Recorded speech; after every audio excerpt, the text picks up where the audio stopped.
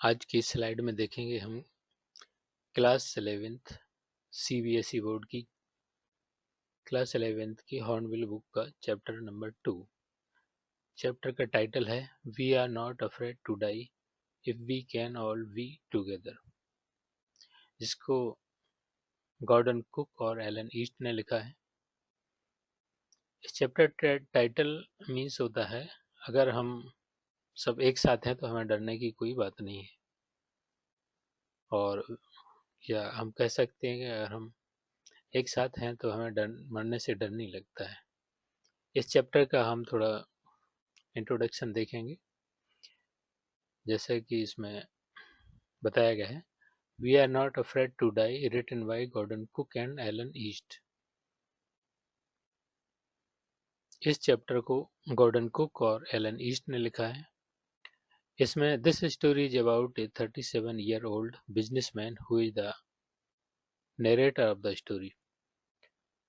इस चैप्टर में एक 37-year-old एक बिजनेसमैन होता है जो इस स्टोरी का खुद नरेटर होता है। इसके बारे में बताया गया है He has a wife named Mary and two children, Jonathan age 6 and Suzanne age 7। उसकी एक वाइफ होती है जिसका नाम मैरी और दो बच्चे होते हैं। एक बेटा होता है जो 6 साल का होता है और एक बेटी 7 साल की है। He and his wife both dream of a voyage around the world on their ship Waywalker that is a 23-meter long and 30 tons wooden build। और ये पूरी फैमिली एक वोयाज पर जाने की प्लान बनाते हैं। वोयाज मीन्स होता है एक समुद्री विहार करते हैं, और वोयाज पर जाते हैं अपने एक शिप से जिसका नाम होता है wave walker.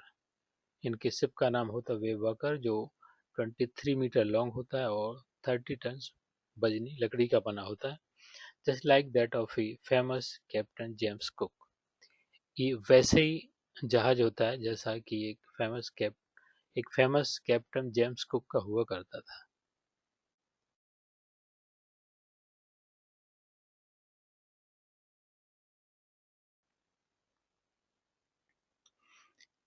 The whole family started sailing from Plymouth, England in July 1976। और ये पूरी फैमिली अपनी यात्रा शुरू करती है 1976 में इंग्लैंड में एक प्लेमाउथ नामक जगह से। The initial phase of the 3 years long journey was from Africa to Cape Town।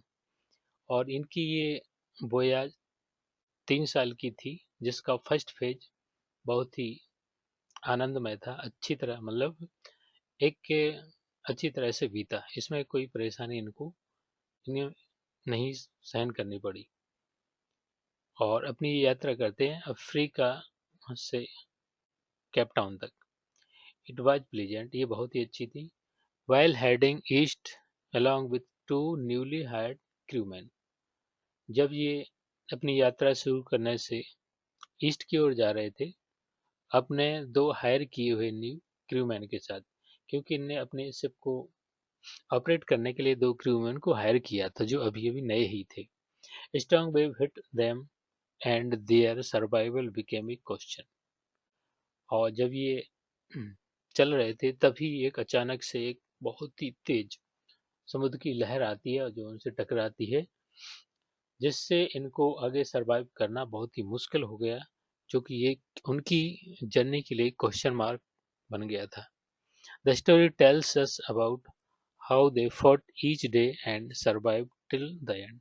और इस प्रकार से ये स्टोरी हमें बताती है कि ये अपनी यात्रा के दौरान हर दिन कितनी मुश्किल हालातों से लड़े और अंत तक इन्होंने सरवाइव किया, मिल जिंदा रहे।